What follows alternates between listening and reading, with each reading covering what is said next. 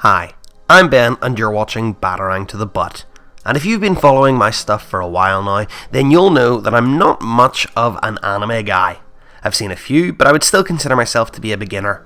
I wouldn't say that I'm all about that otaku lifestyle just yet, but you know, I'm learning, I'm getting there. Anyway, I want this video to serve as an intro to anime.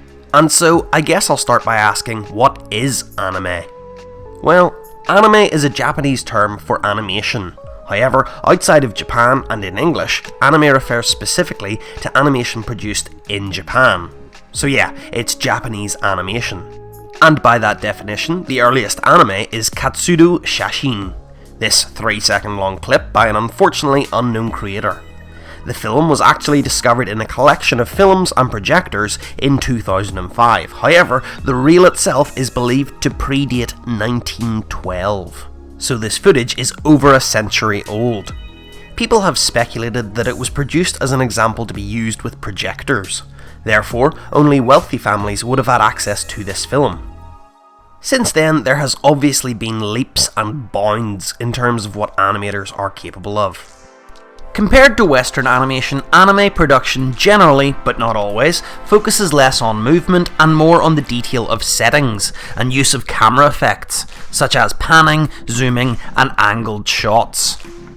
Diverse art styles are used, and character proportions and features can be quite varied, but a pretty common characteristic is large and emotive eyes. A lot of the style and substance for anime is inspired and often straight up adapted from manga.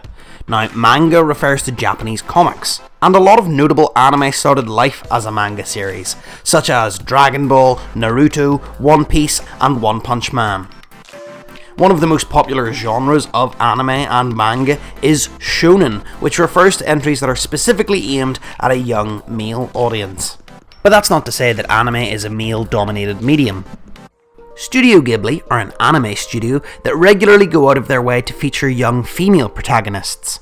The studio are best known for such works as My Neighbor Totoro, Spirited Away, Howl's Moving Castle, and many, many more.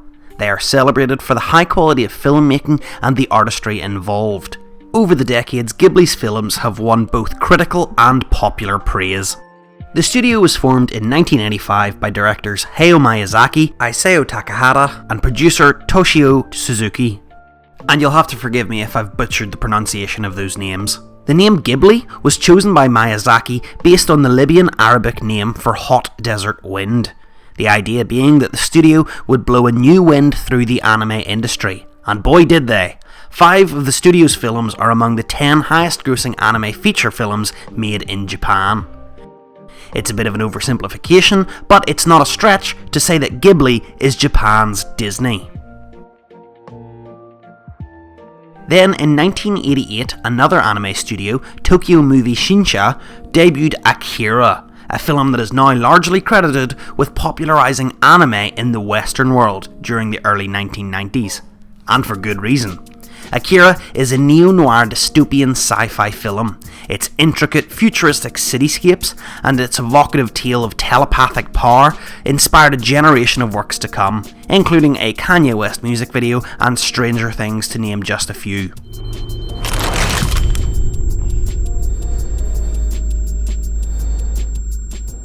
The incredible level of detail displayed in this animation is astounding.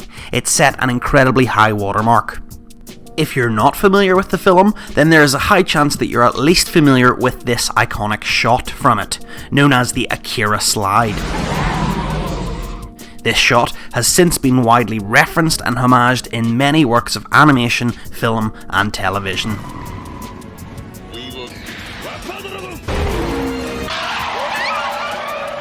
At one point, director Jordan Peele was approached to direct a live-action adaptation of Akira, which he turned down. However, he's a big fan of the property, and he even featured the Akira slide in his latest film, Nope.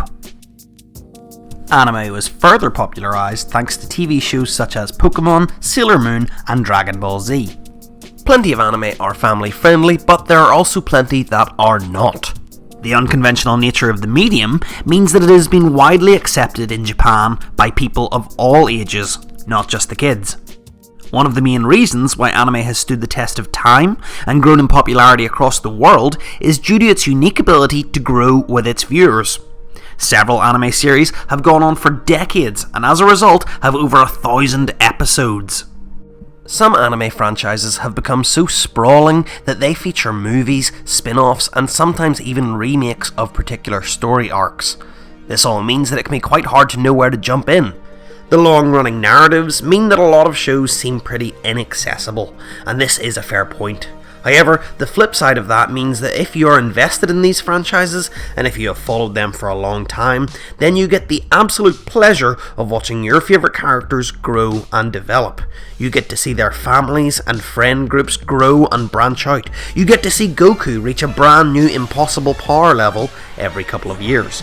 And after 21 years, we got to see Ash Ketchum finally become a Pokemon champion. So, there are pros and cons. But also, thankfully, the internet is a very handy tool. Any questions like that you have can be answered by a simple Google search, but also there are loads of YouTube channels dedicated to anime series. You can find video essays, story summaries, character histories and timeline breakdowns all over YouTube. I know because I'm subscribed to several. Heck, I even made a video about Goku once. Anime has even inspired a lot of big-name directors. The Wachowskis have discussed on several occasions how they took inspiration from anime for the Matrix trilogy. And they even got Keanu Reeves into it, with recommendations such as Ghost in the Shell and Cowboy Bebop. Director Darren Aronofsky has denied using Satoshi Kon's Perfect Blue as inspiration for Black Swan, but this seems pretty suspicious when you consider that he has repeatedly discussed how he is a fan of director Kon's work, and he reportedly purchased remake rights for Perfect Blue so that he could recreate specific shots in his own directorial debut, Requiem for a Dream.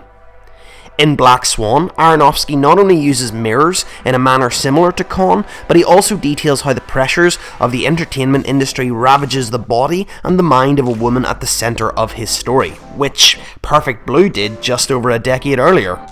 Even the protagonists' names are similar, with Mima of Perfect Blue becoming Nina in Black Swan. Christopher Nolan's Inception shares many similarities with the 2006 film Paprika. However, Nolan has never really discussed these similarities.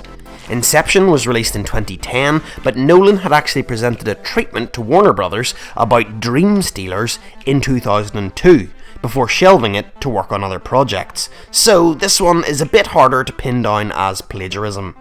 Also, Paprika is actually based on a novel from 1993. So, is it possibly just a case of parallel thinking, or is it a prime example of the idea that there are no more original ideas in Hollywood? I'll let you decide. Regardless, Hollywood has clearly had a lot more success by taking inspiration from anime over straight up adapting it. Because honestly, the less said about these films, the better.